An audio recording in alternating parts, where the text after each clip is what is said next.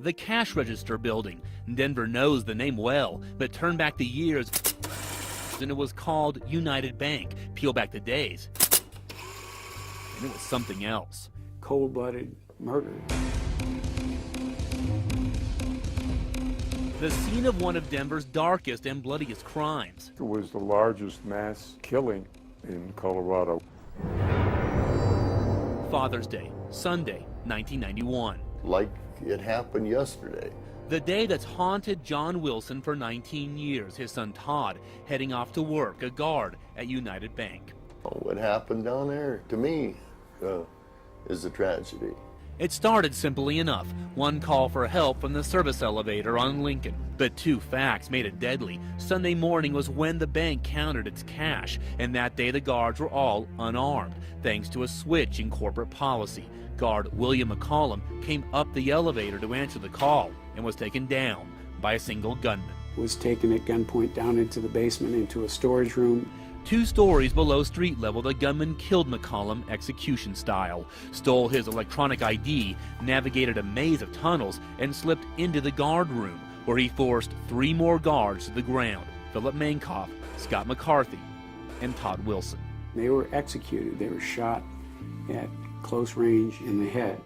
It was devastating. There were 17 surveillance cameras, but the gunman took all the tapes, making his way to the vault where 6 terrified tellers were counting millions of dollars in cash. There was only a short window of opportunity to get in and get out with the cash. He let the tellers live. The killer took just under $200,000. The crime took under an hour, but the manhunt was just beginning. It was clear that the perpetrator had to have inside information and had to know that basement area. Someone like a security guard. Denver police and the FBI worked through a list of guards, past and present, until they came to a retired cop, a family man, James W. King. It seemed like another dead end until King started talking. He was a former guard, admitted that he was downtown. King said he was downtown Father's Day morning looking for a chess game that never happened. Investigators didn't buy it. They wanted to know where his police pistol was, a .38 caliber Colt, like the gun the bank robber used. King said the gun had broken months earlier. He took the gun apart and threw all of the parts in a dumpster somewhere. Police searched King's house and found plans to the bank vault, police IDs with fake names. That immediately drew interest. King had shaved his mustache in the days after the robbery and asked his bank for a bigger safety deposit box. He was not acting like somebody who had nothing to hide. And there were those tellers, 6, who saw the gunman in sunglasses and a hat. Denver police showed them this photo lineup, and 5 tellers identified James King as the gunman, and police put King, the former cop, behind bars. The day they made the arrest, you had really high hopes. All James King had was a phone call, one he made to a man he barely knew, ironically from the chess club. They played a chess game or 2 with him. Walter Garash, a defense attorney, maybe the most feared in Denver. I said, I don't think you have anything to worry about. I was wrong. The trial of James King would become as sensational as the crime itself. 2 of Denver's top prosecutors asking for the death penalty, armed with 5 eyewitnesses. Which we had to show that they were mistaken. The trial was broadcast on national TV, and by the time it started, Garash had a plan worthy of a chess match. This is a case when they began to focus in on a person and they cast everything aside. Garash dropped a bombshell. Just 4 days after the crime, the FBI showed those tellers a binder full of 50 past and present United Bank guards. But then, 2 weeks later, the Denver police showed them a different 6-photo lineup in which 5 of the guards picked out King. There was only one who repeated in that poison photo lineup, and that was Jim King. The tellers may have picked King out the second time simply because they'd seen his picture before.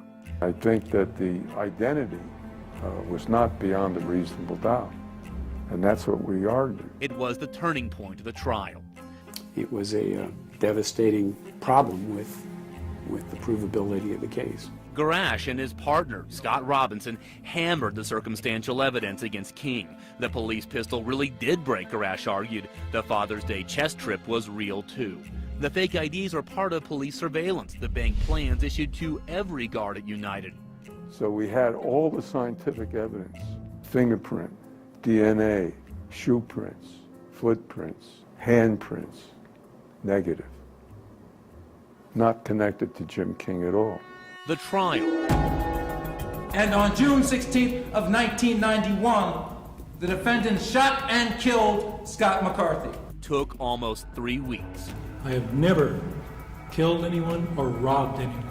The jury deliberations. He did so without mercy, he did so without concern, he did so without regret. He was cool and he was calm. It was quite traumatic, to say the least. They seemed like an eternity. 4 dead guards, James King's life on the line, and a verdict 9 days later. We, the jury, find the defendant, James William King, not guilty of count number 1, murder in the first degree. Are you relieved?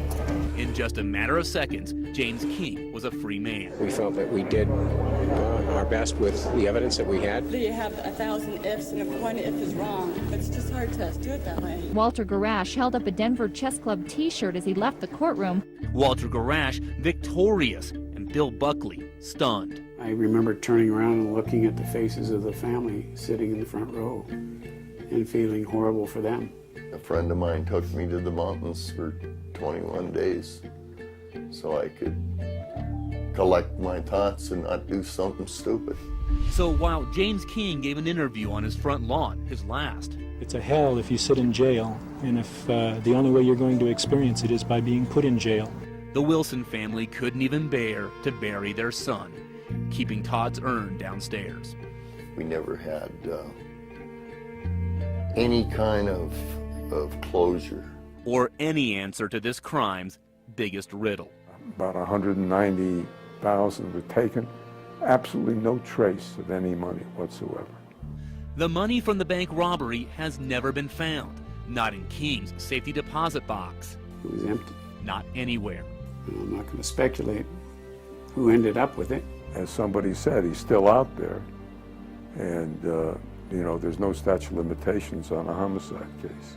19 years later, the Father's Day Massacre remains unsolved. No convictions, no new suspects. James King still lives in Golden. He became a recluse.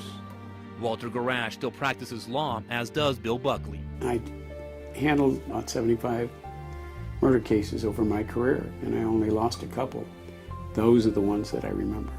The memory of a crime, just one little plaque underneath a 50-story tower. It's all there is for that bloody day that shattered Denver and is still shattering lives. Well, I don't think they should ever give up. Even as 19 years have come and gone. Ever. Until it's solved.